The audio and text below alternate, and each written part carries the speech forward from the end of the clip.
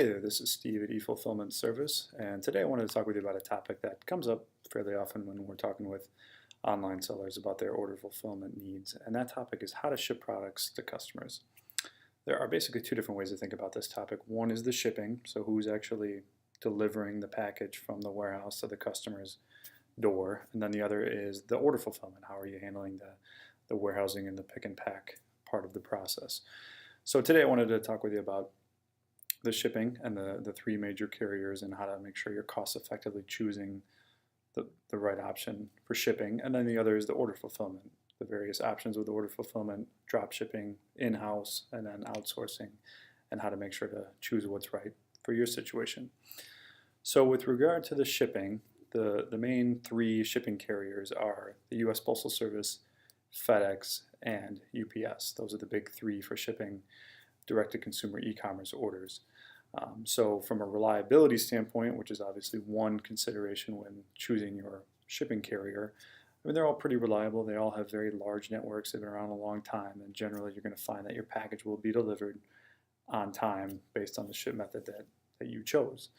The second option to consider is availability. So, for example, if you're shipping to an Army post office or a fleet post office, you may be limited with your options, and so the U.S. Postal Service generally handles those packages. If it's a very large order, it's a wholesale order going to a retail customer, it's a pallet, then obviously you cannot ship that via home delivery by FedEx or UPS, and so that have to go freight. So today I'm primarily referring to shipping small parcels direct to consumer.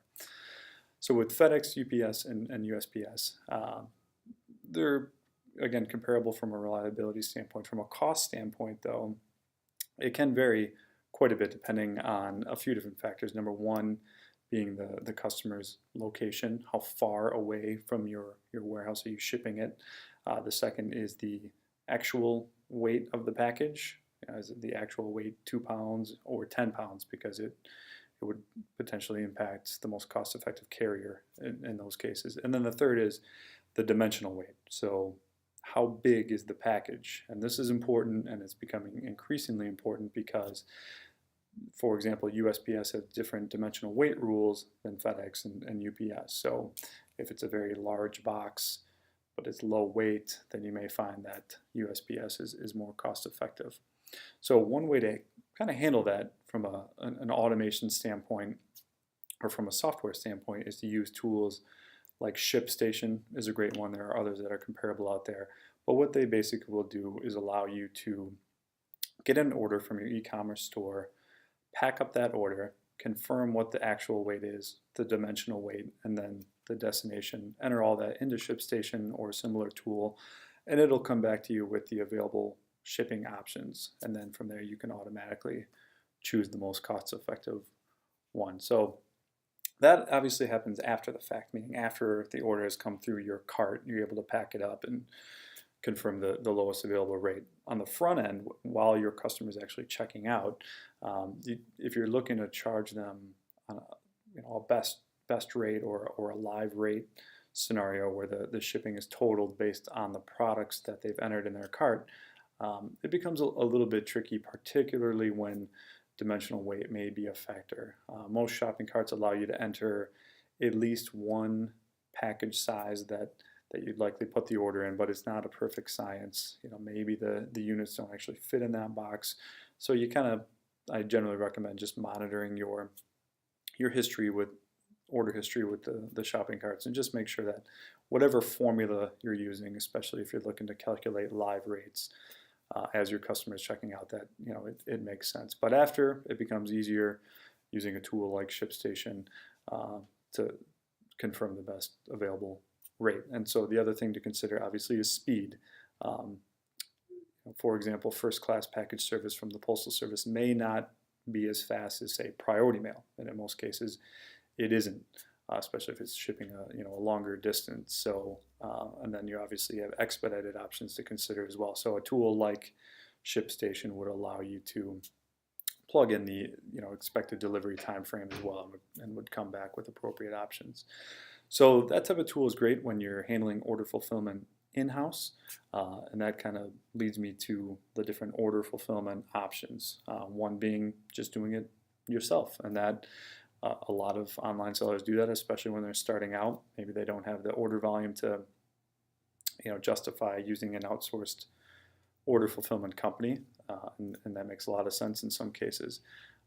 In other cases, maybe a seller has customizable products, and so they essentially need to handle that on their end before the order goes out, and they really would have a difficult time finding an order fulfillment company that could handle their needs. So in-house order fulfillment is very common, especially for smaller sellers, those that need customizable services, or maybe very large retailers that the order volume is consistent enough where they don't have to worry about fixed costs, and in-house order fulfillment just makes sense for them. Another option is drop shipping. So that's basically where your products are being shipped from your suppliers. And so drop shipping can be a great way to test out a new product without having to buy a whole lot of that product and warehouse it yourself. You could essentially try to find a supplier that would allow you to not carry stock, but rather they will just ship those orders of that product as they come through. Now, the potential downside of drop shipping is that in a lot of cases it can be slower. Sometimes, if you have the stock, you can pick, pack, and ship it faster than sending that order to a supplier and having them have to produce that product, especially if they're not carrying it in stock themselves. And then it may be more costly, so you just kind of have to weigh the costs, because the manufacturers need to make the pick, pack, and ship part of it. They may be charging a little bit for that, and you may also have to drop ship from 2 different locations. So if you had an order with 2 different units, and one supplier had one product and another had another product, that would essentially be 2 different packages going to the same location, which would be more costly than obviously shipping from one location in one box. The third option for order fulfillment and how to ship products to your customers from that standpoint is outsourcing. So eFulfillment service here, we're an outsourced order fulfillment company. We work with online sellers of all types and sizes, and a lot of our sellers come to us for all sorts of reasons. We have a lot of startups that basically don't want to handle the order fulfillment. They don't want to be tied down with that part of the business. They are limited in resources, and they want to free up their time for other things rather than the shipping and order fulfillment part of it. And some of them may have high warehousing costs where they're at. So even if they were going to put it in a storage shed or rent a small warehouse, it would be quite costly for them to do, especially if their order volume isn't high right away. So we offer maybe a more cost-effective solution for a lot of those types of sellers. And then we have a lot of larger sellers, as well as other order fulfillment companies have the same, and the benefits to using an outsourced provider. There are a few of them. One being scalability.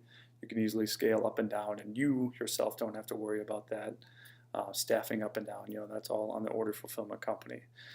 And then just generally being a little bit more flexible as well, meaning that you can rely on that company to flex up and down, not only seasonally or as you grow, but even week to week or month to month as your volume goes up and down.